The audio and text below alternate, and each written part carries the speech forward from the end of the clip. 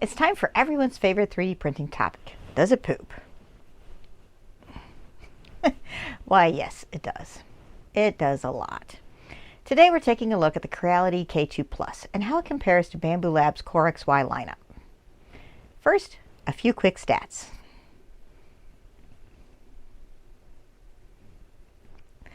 The consumer 3D printing industry has been chasing after Bambu Lab and their automatic material system for years.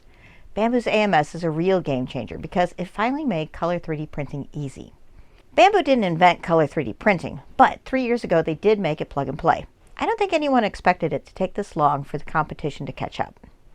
After all, the foundation for color 3D printing was laid down by Prusa Research 7 years ago with their multi-material system for the Mark II. I've got the MMU3 set up on a Mark IV, and if you want to see how that compares to other color bed slingers, let me know in the comments. A lot of us started out on Creality's Ender 3, a basic bed slinger that's made to be modded, but this is not that. The K2 Plus is a high-end printer whose sole purpose is to win over Bambu fans with a machine that's bigger, faster, and just as easy to use. It has all the stuff we expected from a modern machine. It's got hands-free leveling, it sets its own Z height, and it does a full calibration routine. It also has 2 cameras. One on the nozzle is for flow rate and pressure advance calibrations, and this one on the side watches for that dreaded spaghetti monster. And it can capture a pretty decent time lapse.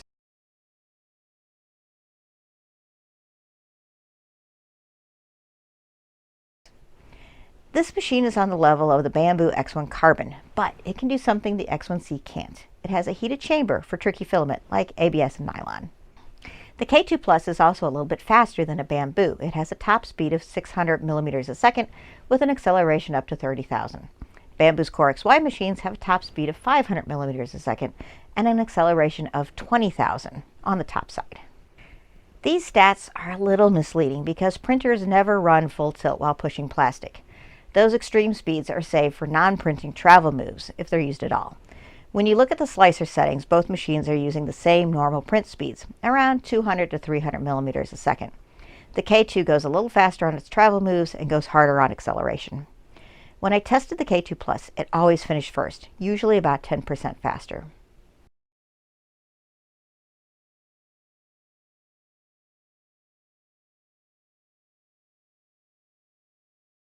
The K2's CFS, or Creality filament system, looks a lot like a knockoff Bambu Lab AMS, and it seems to work in a very similar manner. It's a little flashier with a screen that tells you at a glance what the temperature and humidity levels are in the box. But that's controlled by packs of desiccant, and remember to keep the lid shut. It's the same system used by Bambu. These tubes sticking out the front may look ridiculous, but I like it because it makes loading practically hands-free. Just stick the filament in the tube and the machine slurps it right up. Bambu's AMS has a lever you need to release, much like the lever in an old-school extruder.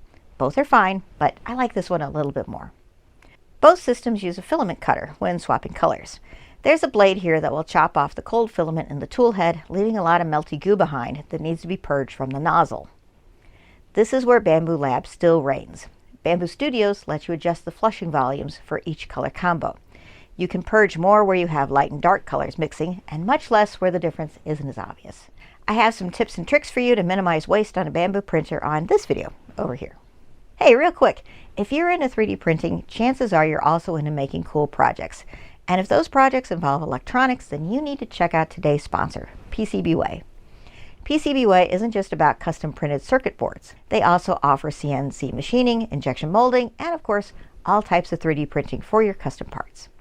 Whether you're making a do-it-yourself robot, a smart home gadget, or even adding some LED flare to your 3D prints, PCBWay has an affordable and professional manufacturing solution for you. With fast turnaround times, worldwide shipping, and low-cost prototyping, PCBWay makes it easy to bring your ideas to life without breaking the bank. Quotes are free, so why not upload your design and see what PCBWay can make for you. Thanks, PCBWay. Creality gave this machine a volcano-style high-flow nozzle, which goes hand in hand with the higher acceleration rates and the speed increase we see with the K2 Plus. However, that's a lot of poop to push out the chute. Sadly, I don't have an X1 Carbon to show you, but my trusty P1P has the same tool head and AMS, so it can represent all the Bambu Lab Core XY machines, at least for the purpose of color testing. I ran a bunch of tests comparing how the K2 Plus and my P1P handled color swaps. My first multicolor test was the MacGyver's cute little Cali Dragon, which I hand painted in both Creality Print and Bambu Studio. I know there's a pre-printed version on printables, but I wanted to see how well the software works when you do it yourself. They're pretty much the same. On the first dragon, I automatically cut the flushing volume down to a 0.6 multiplier, like I would on my Bambu Lab, because Bambu over-exaggerates the amount of purge you need. It usually saves me quite a lot of waste, but this time it backfired. Clearly, the K2Plus needs way more flushing. These filament poops go from black to beige or red to pink when they should be clean white. This is where our long, high-flow nozzle causes problems. Having more melted plastic at the ready lets the machine print faster. Now, it's only about 5 millimeters longer, but between that and how things are programmed to swap filament, it needs to push a lot more plastic out of the way. For example, if you're going from light to dark, you only need to flush 0.2 grams, which is about 70 millimeters. But when you go from dark to light, the K2 Plus needs 3/4 of a gram, or 250 millimeters, to switch those colors.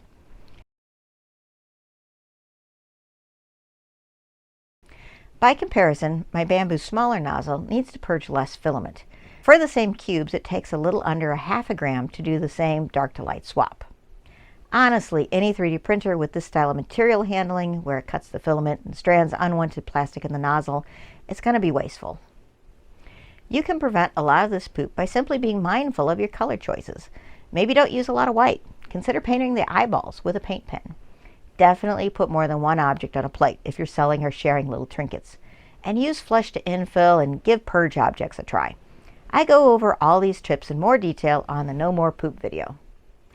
If you're able to get filament for $20 a spool, then this dragon printed on the K2 Plus costs about $4 in material and $2.62 in waste, including the prime tower.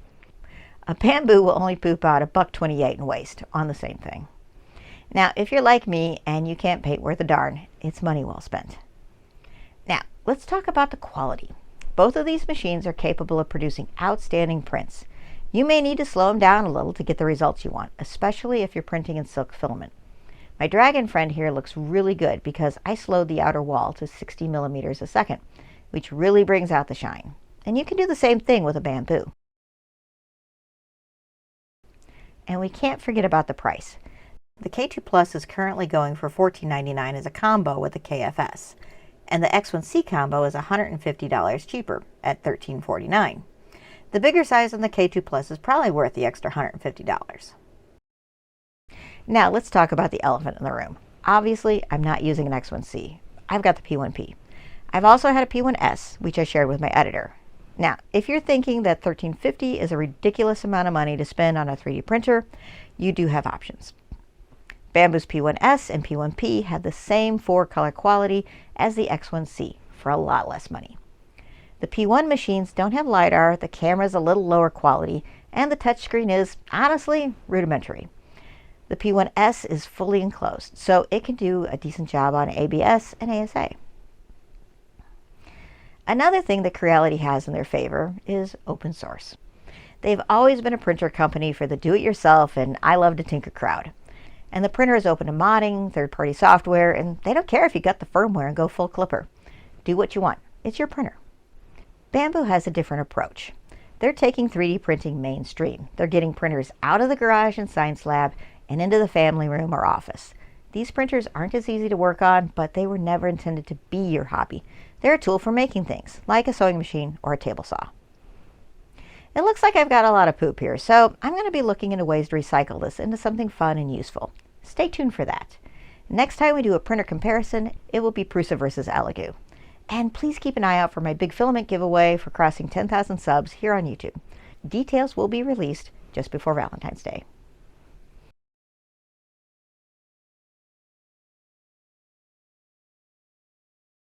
This is where a long high flew it needs to push a lot more plastic out of the way. And we have dogs.